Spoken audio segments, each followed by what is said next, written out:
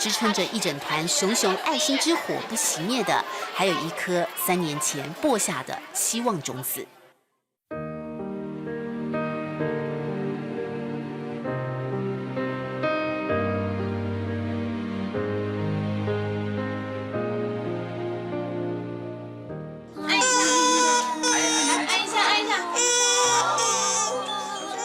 其实生出来的时候手就很大了，所以他妈妈那时候生他的时候还差点自残。那生出来之后，其实不止他爸爸觉得他是怪，全村都觉得他是怪物。看到他的时候，他的整只手是还在滴血，然后整个表面都是发炎的。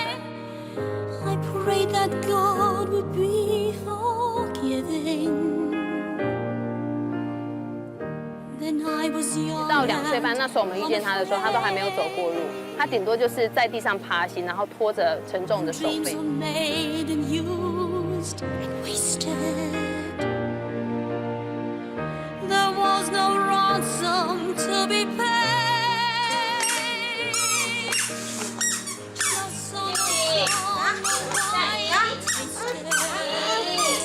血液都往这个上面流，所以身体其他的组织器官的功能也会受影响。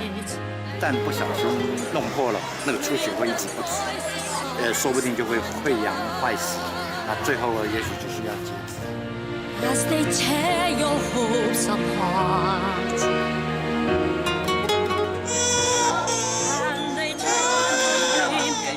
在做复健过程当中，他其实很痛。他通常在复健室的时候都是大哭到不行，所以所有人都认识他，因为他来一定会哭。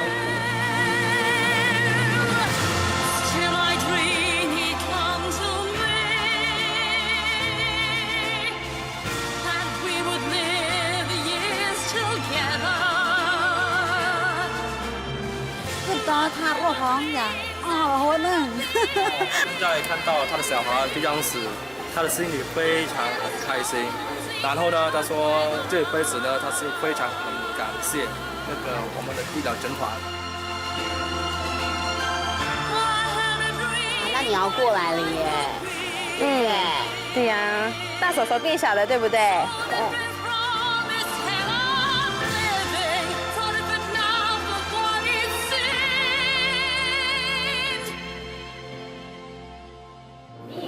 回去要做什么？帮助柬埔寨人。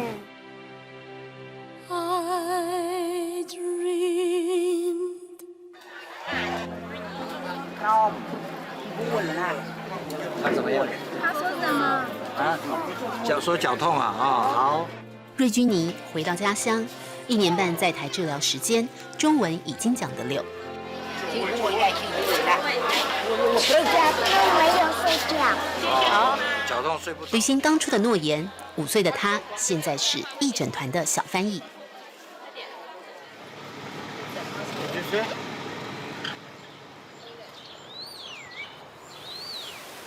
第一次来他家的时候，他们家地板就像这样子，对的那个泥土地啊，所以他的手啊都是弄得整个嘛是泥土这样，然后还有伤口，他也需要一个比较干净的环境，不然他的手啊如果再受伤破皮，其实是会变严重。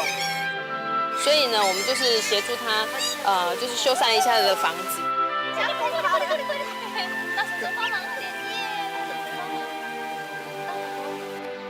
当初走路都有困难，现在的瑞君妮能跑能跳。当初如果我们没有坚持的话，他其实已经没命了。正常人的那个什么血小板是12万，他只有那个2万8。别人看似不可能的事情，经过我们的努力，我们所有人一起来，为了一条生命而努力。他其实也教了我们很多事。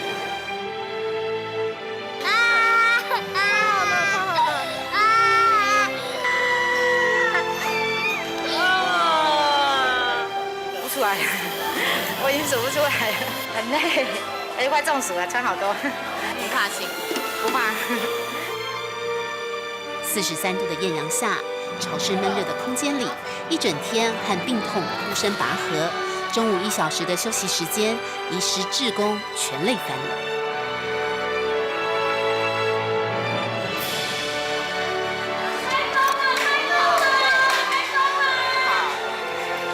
医生开工再度奋战，没有窗明几净的诊疗间，没有舒适宜人的空调设备，也没有名与利的报酬追逐，只有时间和精力的无悔奉献。送米、送衣、送文具，世人眼中高高在上的白色巨塔，这一刻是散布大爱的白衣天使。每天在台湾过一样那种很规律的生活，有时候会忘记就是当医生的目的是什么，会找回当初想要当医师的感觉。搞不好他们这一辈子就只看这么一次牙，然后看了这么一次牙，搞不好就改变他一辈子。7年前只有2个牙医师的义诊组合，到现在100位团员成为台湾最大的海外义诊团。这一群大医院小诊所的医生和志工，也许损失了1个星期的营业额，也许经历了1次高危险的感染危机，但2天的义诊让高达2500个当地大人小孩开始不一样的人生。走出台湾，无国界的爱，仅仅是救人这个单纯的理由，让生病不再只有绝望和放弃，生命在这里重新被定义。柬埔寨向来以吴哥窟微笑高棉石雕闻名世界。这一天，在这穷的只剩下地雷的国度，我们看到了真正的高棉微笑。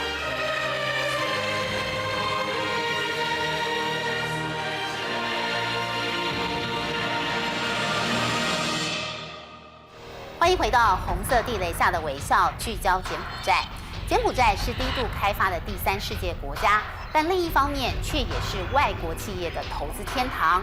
柬埔寨政府对外资大开放，本身更享有进出口关税的优惠，再加上低廉的人力，柬埔寨现在就是世界名牌成衣的大本营。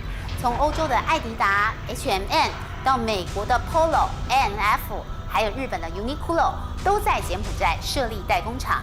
但也因为如此，当地竟然就出现了奇特的小偷市场。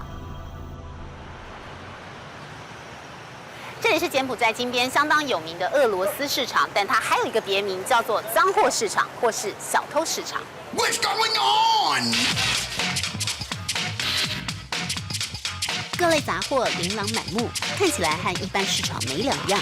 但走到服饰摊，艾迪达、Lacoste、Burberry 一家小店竟然卖起国际品牌。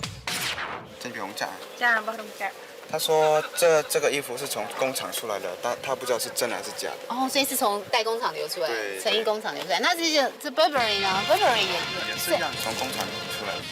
这里全部的都是吗？都是。哎，这件要多少钱那么难。可能不没了。6块。6块美金。对。这件6块美金。是。一件 Burberry 的 Polo 衫，在台湾应该要卖3、4千，在这边卖6块美金，等于是180块台币。那个艾迪达的呢？艾迪达的那个运动衫，5块美金。一家不够，再看看隔壁摊子，同样全是名牌货。帮我问问看，他怎么拿得到这些衣服啊？就是有人把货带来给他看，然后给他买这样子。哦，那一次大概都会拿几个货给他？不一定啦，有时候很少，有时候很多，几十件也有。原来这个市场最早是小偷销赃货的地方，但柬埔寨的名牌代工厂越盖越多，部分衣服外流，低价变卖，当地人甚至观光客都知道来这里可以捡便宜，还是叫它小偷市场。没什么，我就过来站站。哦 ，OK， 那你有没有看到这边有很多名牌？我不太了解，这个也不像是吧？应该都是跟国内的那种假冒的差不多吧？哦，的确，部分衣服材质粗糙 ，logo 也歪歪扭扭，几百家摊子有一半该叫 A 货市场。这边有的话都是从大陆来的。哦，像这一排就是大陆来的假货，这还蛮。尽管代工厂严格取缔内贼，但小偷市场的货源始终不断。工厂越来越多，所以平均也是差不多一样，能够流出来也是不少。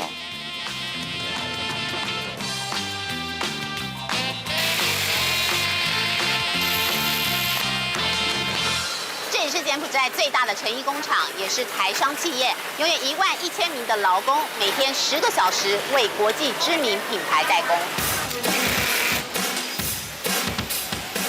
是我们生产的这个艾迪达的产品。艾迪达是我们目前最大的客人，一年有差不多7000万美金的营业额。1年7000万。针对 Adidas， 整个集团1年的话，这个美金达到1亿6000万。昆州企业1997年就在柬埔寨投资设厂，如今是欧美运动衣代工龙头的大型跨国企业。设厂当时没电没路，员工连穿针都不会，要什么没什么。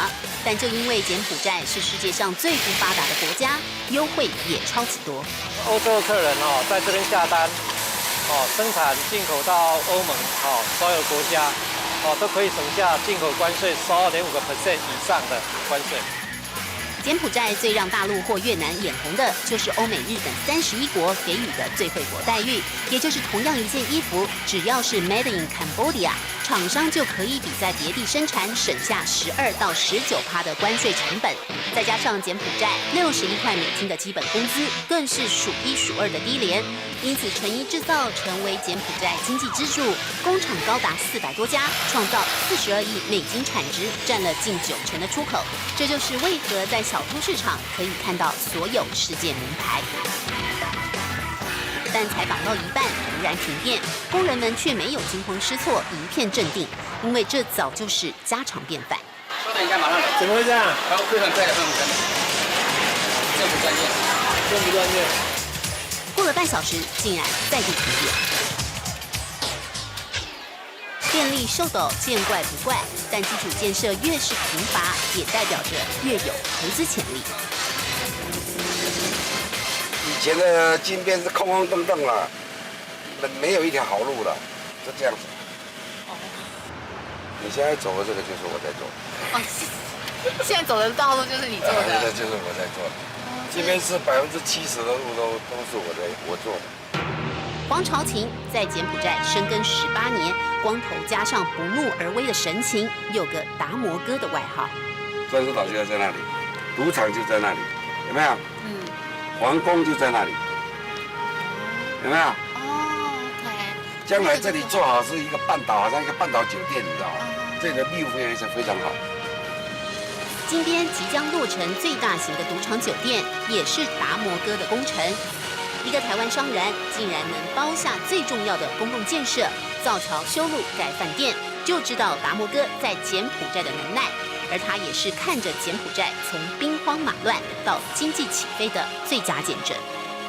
有在锐变，以前呢真的是贪污非常严重，现在慢慢的，当然现在还是有政府的里面的一些有识之士呢，他真的想把这个国家搞好。比如说这总理这个儿子就好了，我们跟他接触了，他这个人就非常正派。英国剑桥读了5年书，然后到美国西点读了9年。他回来跟我们聚会，在聊天的时候，所谈的就是这国家要怎么去整治，怎么去治理。他现在是副总参谋长。一栋栋摩天大楼拔地而起，宏伟华丽西式建筑，也是柬埔寨积极打造的卫星城钻石岛。2020年，首都金边誓言要成为现代大都会。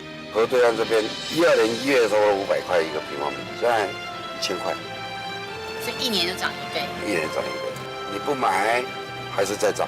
将来那个地方呢，就是台北的信义计划区一样，所有大型的 shopping mall， 还有日本的一些那个饭店连锁、电影院，什么东西都会在那里，整个感觉会不一样。再3年就好了，一定会不一样。年轻化的领导班底逐渐成型，对外资绝对开放的投资环境，柬埔寨成为明日之星，指日可待。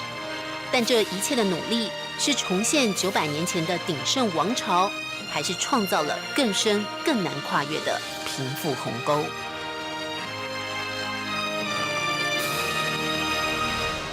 一个柬埔寨犹如2个世界。一边是首都金边满街的高档休旅车，而另一边则是住在高脚屋里、穷得什么都没有的人民。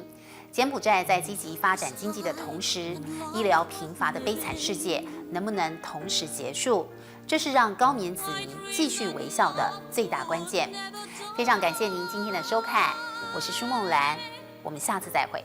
prayed that God would be forgiving. Then I was young and unafraid. When dreams were made and used and wasted, there was no ransom to be paid. No song unsung, no wine untasted. But the tigers come at night with their voices soft as thunder, as they tear your hopes apart.